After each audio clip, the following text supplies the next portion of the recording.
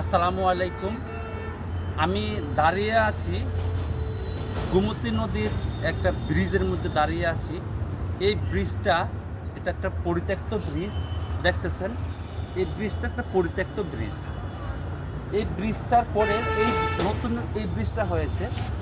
আমি এখন আছি পালপাড়া, এটাকে বলা হয় পালপাড়া ব্রিজ। দর্শকবৃন্দ, এই যে দেখেন গোমতী নদী। এই গোমতী নদীকে বলা হতো আগে যে কুমিল্লার দুঃখ।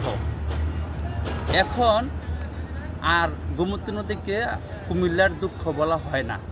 কারণ আমরা যখন ছোটোবেলায় ছিলাম তখন বর্ষাকাল আসলে আমরা দৌড়াইয়া এই গোমতী নদীর পাড়ে যেতাম। এই গোমতী নদী আমার গ্রামের উপর দিয়ে গেছে। আমরা গোমতী নদীর বাহিরে পড়েছি, বেড়িবাঁধের বাহিরে। ছোটোবেলায় দেখেছি যে গোমতী নদীর কি যৌবনকাল। দুঃখ কাকে বলে, আসলে দুঃখই ছিল। এখন আর সেই আগের মতো বন্যা হয় না, আগের মতো ভাঙ্গন হয় না। এই গোমতী নদীর ভাঙ্গন হয়েছিল 1998 সালে দড়িকান্দি ভাঙ্গার কারণে।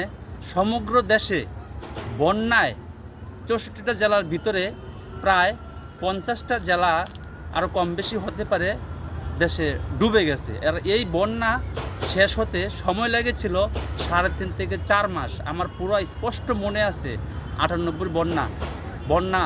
এই বন্যায় মানুষের দুর্দশা, বন্যায় মানুষের ক্ষতিগ্রস্ত, এই গোমতী নদীর সেই দুঃখ 98 পরে 2004 সালে একবার ভাঙ্গন হয়েছিল।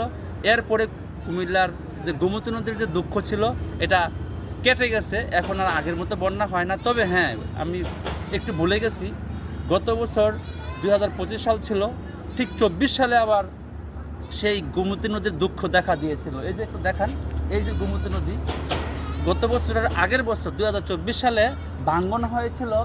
এই যে পালপাড়া ব্রিজের পরে ওইটাকে যে কী বলে, ওই ব্রিজটাকে কুমিল্লা ক্যান্টনমেন্ট সংলগ্ন ওই পাশের বেড়িবাঁধ ভেঙেছিল। ব্রাহ্মণপাড়া ডুবে গেছে, ছোটোখাটো বন্যা হয়েছিল। আর দক্ষিণ দিয়ে যদি ভাঙতো তাহলে বেশি ক্ষতিগ্রস্ত হইতো। গোমতী নদীকে আসলে বিশ্বাস করা যায় না, কখন যেন আবার সেই দুঃখ চলে আসে। তবে 2004 সালের পরে 24 সালে একটু ছোটোখাটো বন্যা হয়েছিল। আর এখন আর সে আগের মতো আর গোমতী নদীর যৌবনটা নাই। ভাঙ্গন হয় কম, পানি হয় কম। বিদায় নিচ্ছি, আল্লাহ হাফেজ।